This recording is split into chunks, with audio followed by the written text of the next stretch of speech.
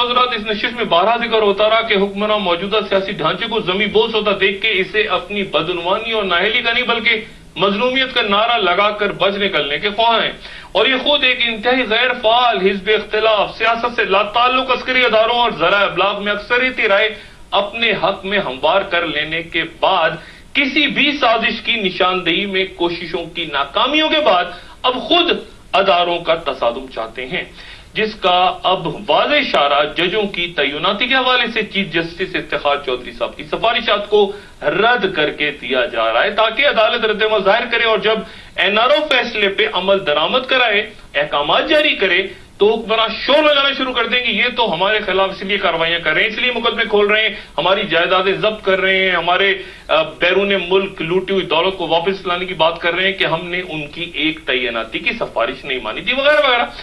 शाहीन सवाई साहब मेरे साथ टेलीफोन लाइन पे। शाहीन साहब अस्सलाम वालेकुम। जी अस्सलाम वालेकुम डॉक्टर।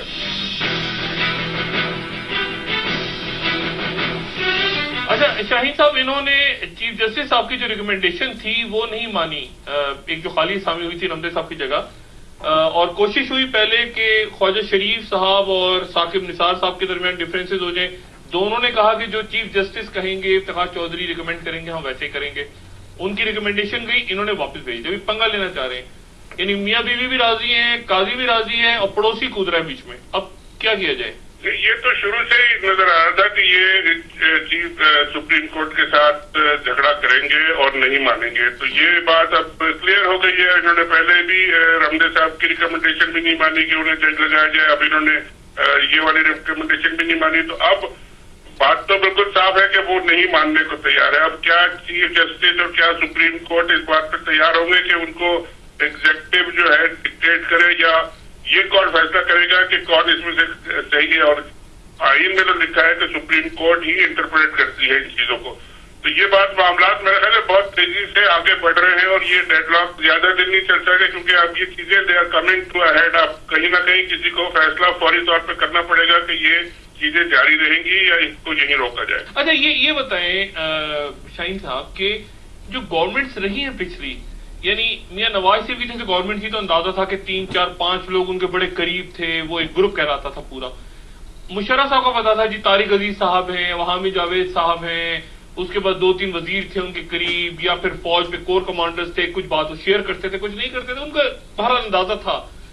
यहाँ पे इस मौजूदा सेटअप में कौन मशवरे दे रहा है, कौन फैसले कौन कर रहा है इस वक्त? जरदारी साहब कर रहे हैं, गिलानी साहब कुछ खुद कर लेते हैं, नहीं करते, क्रोनीज हैं, कोई मिनिस्टर्स हैं, कौन है इस वक्त जो इन तमाम गलत मशवरों और फैसलों पे हावी हैं? ये तो डॉक्टर साहब बात बड़ी क्लियर है कि इस वक्त जो पावर में एक ग्रुप है वो जरदारी साहब है, और उनके जो जाती मुलाजमीन थे या जाती उनके खिदमतगार लोग थे या उनके जाती वकील थे या जाती डॉक्टर थे, जाती बिजनेस मैनेजर्स थे, ये लोग हैं जो कि कर रहे हैं। और ये तो सबको मालूम है, अगर आप कहें तो नाम की पूरी लिस्ट है। बाबर अवान साहब का नाम ले लें, नियाज नाइक साहब का, सॉरी नाइक साहब जो चेयरमैन है वो कौन थे, रहमान मलिक साहब कौन थे, ये हुसैन हक्कानी साहब कौन है, ये सारे के सारे पॉलिटिशियंस इनमें से कोई नहीं है। तय्यूब चोपड़ा साहब है, ये कौन? पॉलिटिशियंस इसमें से कोई नहीं है। इन्होंने जो एक काम और किया है वो ये कि इन लोगों को अपने करीब रख के सारे ऑर्डर्स और इस्तेमाल कर रहे हैं, और जो इम्पोर्टेंट इंस्टीट्यूशंस हैं, ऑर्गेनाइजेशन है, वहां अपने क्रोनीज लगा दिए हैं। मसलन जैसे पाकिस्तान स्टील है, PSO है, PIA है, नेशनल बैंक है, स्टेट बैंक है, कि ये ऑर्डर्स को इम्प्लीमेंटेशन वो लोग करें। ऑर्डर्स ये देते हैं बैठ के, इम्प्लीमेंटेशन वो लोग करते हैं, कंट्रोल जरदारी साहब करते हैं, बाकी सारी पार्लियामेंट और कैबिनेट और ये पॉलिटिशियंस और ये इनके कोलिशन पार्टनर्स ये सब तमकताइयां करते रहते हैं, शोर मचाते रहते हैं, कोई इफेक्टिव पावर किसी के पास नहीं है। हम लोग आजकल जो शोर मचा रहे हैं, अदालतें शोर मचा रही हैं, ये तो करप्शन, पुरानी करप्शन की शोर मच रहा है। अभी जो नई गवर्नमेंट में हुआ है पिछले 10 साल 1.5 साल में, उसकी तो एक कहानी भी नहीं आई। एक आध तो शायद आई हो कुछ जमीनों के हवाले से कुछ इस तरह, लेकिन बड़ी बड़ी कहानियां नहीं आई। और अभी तो ये पता नहीं है कि जो प्लेयर्स आए थे और उन्होंने अपना गेम करके चले गए, उन्होंने क्या गेम किया, कितना उसमें करप्शन था, कितना उसमें किसने किकबैक्स किए, ये सब चीजें तो अभी खुलेंगी। वो एक डॉक्टर थे, उनको पेट्रोलियम मिनिस्ट्री का बना दिया। भाई कोई जवाब नहीं है, कोई लॉजिक नहीं है कि एक आप डॉक्टर को تیل کی کمپنی کا ہیڈ یا تیل کی منسٹری کا ہیڈ بنا دے اور جا کے وہ ایران کے ساتھ یا توران کے ساتھ جا کے معاہدے کرے. یہ سب باتیں جو ہوئی ہیں یہ سب باتیں تو کھلے گی اور یہی میرا خیال ہے خطرہ بھی ان کو ہے کہ یہ سب باتیں جب کھلیں گی تو وہ پرانی باتیں تو سب کو بھول جائیں گی. اب کیا دیکھ رہے ہیں آپ آنے والے چند دنوں میں؟ یعنی مبشر حسن کہتے ہیں کہ انہیں اطمینان ہے کیونکہ ججز بہت سلولی گریجولی بڑے طریقے سے آگے چل رہے ہیں اور وہ اپنے فیصلوں پہ امپلیمنٹیشن بھی کروائیں گے. آپ کیسے دیکھ رہے ہیں اب کیا ہوگا آنے والے دنوں میں؟ پرائم منسٹر کچھ کریں گے یا سیکٹریز کے تھرو کام ہوگا؟ اور ایک آپشن یہ بھی تو ہے نا کہ پرائم منسٹر جو ہیں وہ یعنی وہ گڈی گڈی شو کریں اپنے آپ کو اور وہ کہیں کہ جی میں اپنے رہنما کے خلاف بھی نہیں جا سکتا, دوسری پارٹیز بھی مڈ ٹرم چاہتی ہیں تو میں خود ہی ڈھانچے کو لے کے بیٹھ جاتا ہوں. یہ بات تو کلیئر ہے کہ ان پہ فیصلوں پہ عمل ہونا ہے. کس طرح ہونا ہے, کتنی دیر میں ہونا ہے, صرف یہ ابھی ڈٹرمن کیا جا رہا ہے. اور اس میں میرا خیال ہے وزیر اعظم کی بہت بڑی ذمہ داری ہے کہ وہ بیان جو اچھے اچھے دے رہے ہیں ان کی اب لوگوں کو یقین نہیں آ رہا. لوگ اب یہ کہہ رہے ہیں کہ کاش تیرے وعدے پہ اعتبار ہوتا, ہم خوشی سے مر نہ جاتے اگر اعتبار ہوتا. اعتبار کی جو ایک ڈیفیسٹ ہے وہ پورا کرنے کی فوری طور پہ ضرورت ہے. لیکن اگر وہ نہیں کرتے تو پھر وہ استعفا دے دیں. ڈیموکریسی میں یہ ہوتا ہے کہ بھائی میں کسی پوزیشن میں آ گیا ہوں کہ اب میں فیصلہ نہیں کر سکتا اپنے لیڈر کے خلاف, تو میں استعفا دیتا ہوں, میں جا رہا ہوں, آپ کسی اور کو بنا دیں یا جو بھی کریں. مطلب سسٹم تو چلے گا, اس میں کوئی اور لیڈرشپ ابھرے گی جو کہ آگے لے کے چلے گی. مگر یہ اسٹینڈ اسٹل ڈیڈ لاک جو ہے نا یہ زیادہ دن نہیں رہ سکتا. شاہین صاحب بہت شکریہ. انشاءاللہ آپ سے بات ہوتی رہی. خواتین اور حضرات, اس سے قطع نظر کے ایوانوں میں موجود جوتشی, نجومی, قصیدہ خواں کیا چالیں تجویز اور کیا مشورے دے رہے ہیں, خلق خدا کیا سوچ رہی ہے, چند اشعار پہ آج کی نشست کا اختتام کے. بکھر جائیں گے ہم کیا جب تماشا ختم ہوگا, میرے معبود آخر کب تماشا ختم ہوگا.